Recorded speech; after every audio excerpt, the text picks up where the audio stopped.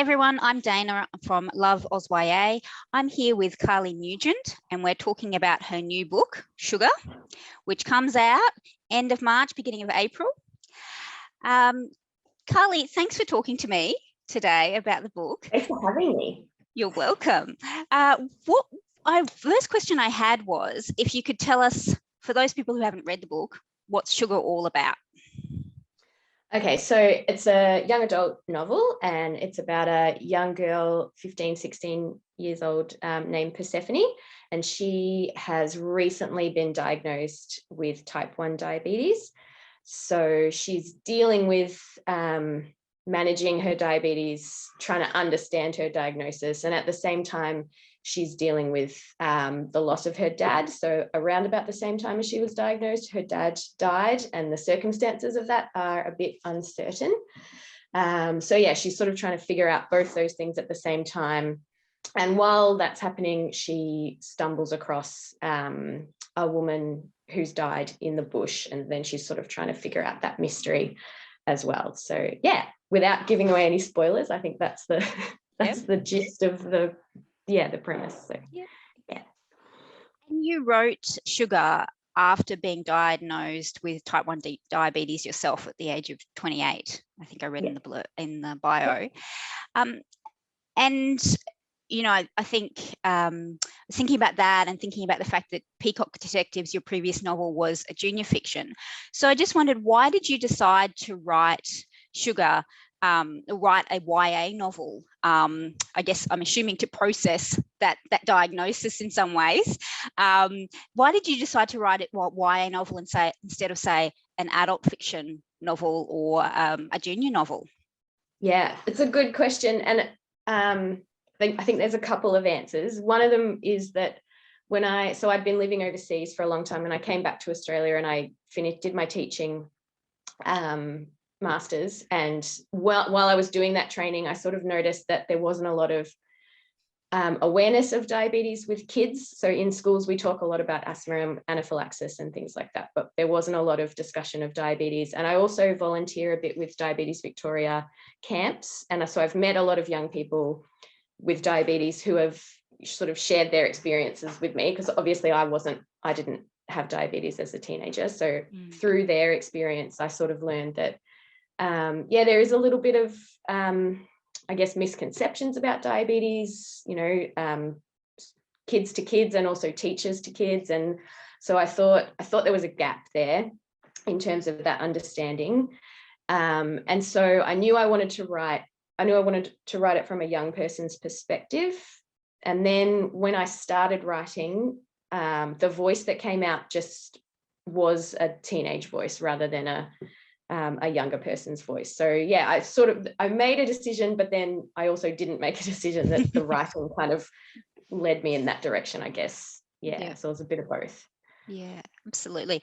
It certainly gave me a lot of awareness, because I remember thinking back, a girl in my school had diabetes. I think she was diagnosed sort of in year 11 or 12. And I certainly felt a lot more thinking back, going, oh, wow, you know, she was dealing with a lot. Like, this is a lot to have to be thinking about your sugar levels and what you can eat and that sort of stuff. It's just constant monitoring of yourself. On and top it's of studying. It can be a very, like, it's hard to notice diabetes sometimes, because it's not, unless you've got a really visible, like, insulin pump or something like that. Like, sometimes you wouldn't even know that someone had diabetes or was dealing with that stuff. So yeah, I think that's what fiction is really good at, is like taking you into someone's actual experience, rather than, you know, you can read, you know, nonfiction, or you can get the facts about something, but it's different to get inside someone's head, I guess. Yeah, absolutely. Now, I did want to talk a bit about voice and characters and things like that too. I guess my first question was about Persephone, the main character, and she is, I would say, a very angry character. There is quite a bit of swearing. Parental warning if anyone is concerned about swearing in books. There is quite a lot of swearing. And she does punch someone, a boy at school, and that's sort of in the first few pages that's happened, that she's punched him. She's getting in trouble for that. What was it like writing such an angry person? And did you have any techniques to sort of get into that mindset, or like did you listen to lots of, death metal or angry music, or?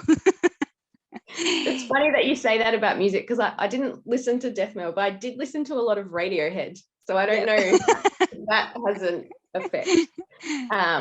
I think, like I said before, when I started writing this book, the voice kind of came out in that way, and the anger in that voice sort of came naturally. And I think it was to do with, like I had some of my own anger at, having diabetes, and also other stuff that was going on, and just the world in general. Like I feel like I'm generally in my life, I feel like I'm a fairly happy person, but I think, like everyone feels those emotions like anger and sadness. And I think for me, like, to put that in my writing is sort of a way of accessing those things, or like recognizing those emotions, rather than like giving them an outlet, I suppose. Yeah. So I think definitely a lot of the anger was sort of anger that I was feeling at other things that then I put into Persephone. And also, the idea of thinking back to when I was 16, and I didn't have diabetes, but I was angry, and I was angry at lots of different things when I was 16. And I think that I was trying to imagine that on top of having diabetes, and sort of, I guess that's thinking about that combination sort of led me down that emotional voice path, I guess. Yeah. And certainly I think, she's got a lot to be angry about. And of course, there's complicated grief mixed in with her dad dying. And it really struck me that there's a lot that the kids in this book are dealing with because of the choices that the adults around them have made. Right. As happens in life. I suppose that also led me to think, because I started rereading the Peacock Detectives as well, which I loved when I first read it, when you released it a few years ago. And I think it was a real surprise for me, because I didn't necessarily realize all the issues that it was going to delve into from the cover. And so it was a really nice thing. I was like, whoa, okay, this starts unfolding. But rereading it, I was really struck that if I picked up those two books without the covers, I wouldn't necessarily realize that they were written by the same person, because the voice of the two main characters is so different. So were there different things that you did this time to access such wildly different voice? And I mean, the two characters are very different, obviously, but they're written just so entirely differently. Were the things that you did back then differently to writing Sugar now to capture a different voice?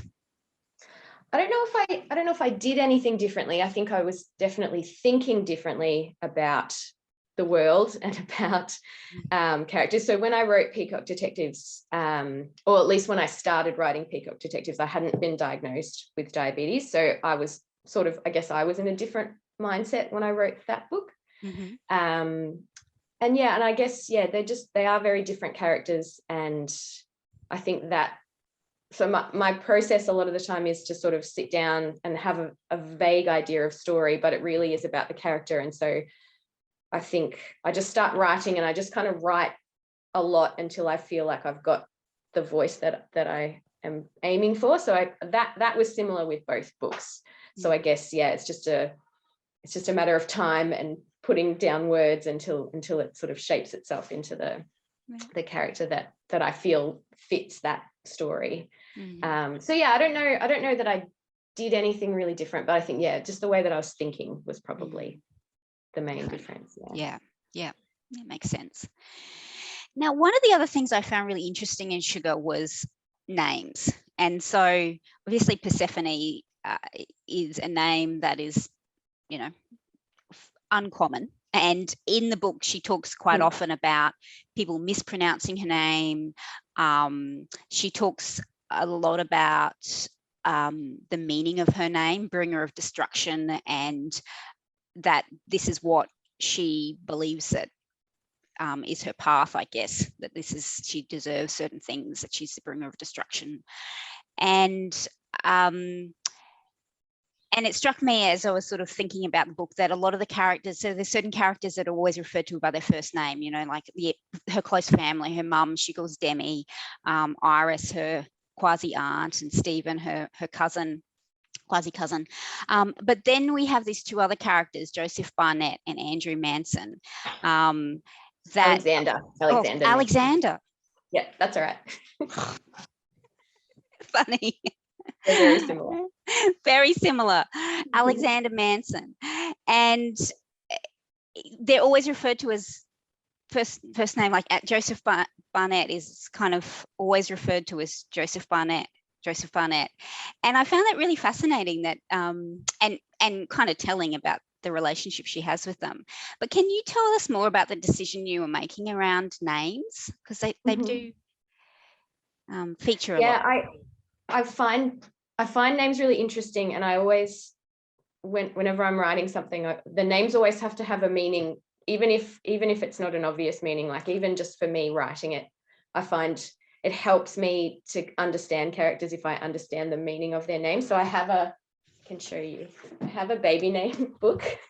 So I like to go in there, and there's some really random, interesting names, and it has the meaning of the name with the name. So I just find that really fascinating. So in Sugar, I guess I wanted to choose names that said something about the characters. And so Persephone, obviously the story very loosely follows the myth of Persephone, and the idea of, I guess, that of being in two worlds. You know, you're on the surface, and then you're in the underworld, and you're facing those kind of darker things about life. And that was sort of what I felt like Persephone was doing. And she'd crossed a boundary with, you know, her diagnosis and with dealing with her dad, where she sort of felt like she was on the other side of something. So that was where that name came from. And then a lot of the other family names are, so Demi is Demeter, also from the myth, and Iris is another Greek character. And then with Joseph Barnett and Alexander Manson, that's a really interesting question about the using first and surname. And I think it sort of just came naturally for her when I was writing her that that's what she would do. But so then when I thought about it, I think the reason is she's really trying to understand Joseph Barnett, and he is a mystery to her. So he, you know, throughout the story, she's trying to figure out who he is. So I think using his first and surname is kind of I guess, like a symbol of the fact that she doesn't really know him, and she wants to know him. And I think with Alexander Manson, it's similar. He's a bit of a mystery to her, but she also doesn't really want to know him. She wants to know, you know, why he said what he said, but she's not interested in him as a person. So I think it's a bit of a way of distancing herself from him as well. So yeah, I think, I mean, obviously they were choices I made when I was writing, but it also just came out in her voice. Like, that was just the way she would describe those characters in particular. But yeah, on thinking back on it, I think that's what has to do with it. Yeah, interesting. That makes sense. And actually, Alexander being called Alexander Manson makes even more sense with sort of the Greek references to that as well. Yeah. And because, I mean, then she meets Erin, and again, Erin is referred to by first name, but which is interesting. Yeah, and I think with Erin, she immediately feels a connection with Erin, even though she doesn't quite know why that is. And it's to do with, you know, they've had a similar experience. They're feeling, you know, a similar guilt about things that have happened. So, and I think she recognizes that just in her face and just in the way she behaves. So I think that's why she feels like first name with Erin makes more sense, because they have that relate or that connection. Yeah.